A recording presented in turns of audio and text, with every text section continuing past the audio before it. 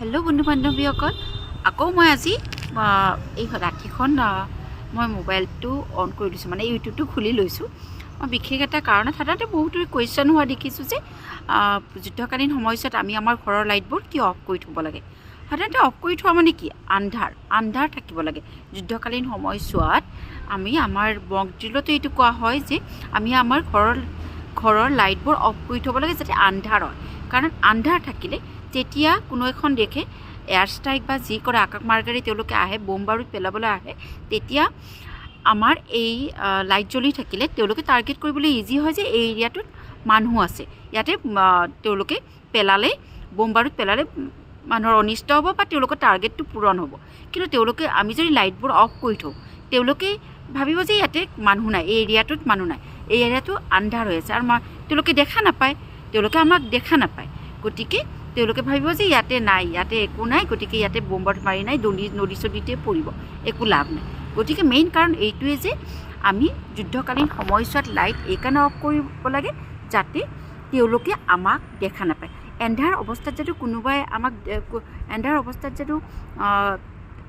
কোনোবাই মানে তেওঁলোকে আমাক দেখা পাব, তেওঁলোকে টাৰ্গেট কৰিব পাৰিব বাৰু জানো? নোৱাৰে ন। কিন্তু যদি লাইট জ্বলাই থওঁ তেওঁলোকে টাৰ্গেট কৰিবলৈ ইজি হয়।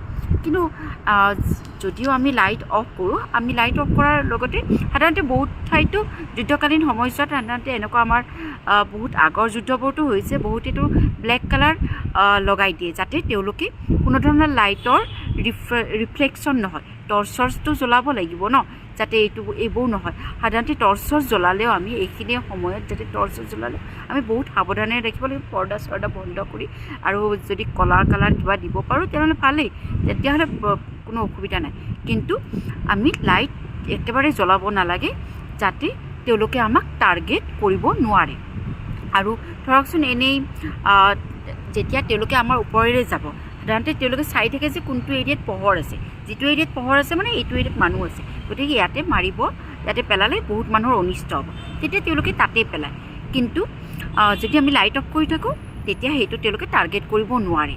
এতিয়া নদী চদীততো পেলাই লাভ নাই, তেওঁলোকে যেতিয়া এন্ধাৰ হয় য'তে ত'তে পেলাই যাব, নদী চদীতো পৰি যাব, তেওঁলোকে টাৰ্গেট অসফল হৈ যাব। সেইকাৰণে আমি লাইট অফ কৰি থ'ব লাগে যাতে তেওঁলোকৰ আমাক টাৰ্গেট কৰিব নোৱাৰে, পোহৰ যাতে তেওঁলোকে ধৰিব নোৱাৰে, দেখা নাপায়। আৰু আমি লাইট অফ কৰিলেও সাধাৰণতে কি টৰ্চ আমি ইউজ কৰিলেও বহুত সাৱধানে ইউজ কৰিব লাগে যাতে তেওঁলোকে সেই পোহৰটো ধৰিব নোৱাৰে। যাতে পোহৰ আমি এনেকৈ ল'ব লাগে যাতে সেইটো কোনো ধৰণৰ ৰিফ্লেক্ট নহয়। তাৰ কাৰণে পৰ্দা বা লাইট চব কিন্তু আমি সাৱধানে অফ কৰি থ'ব লাগে।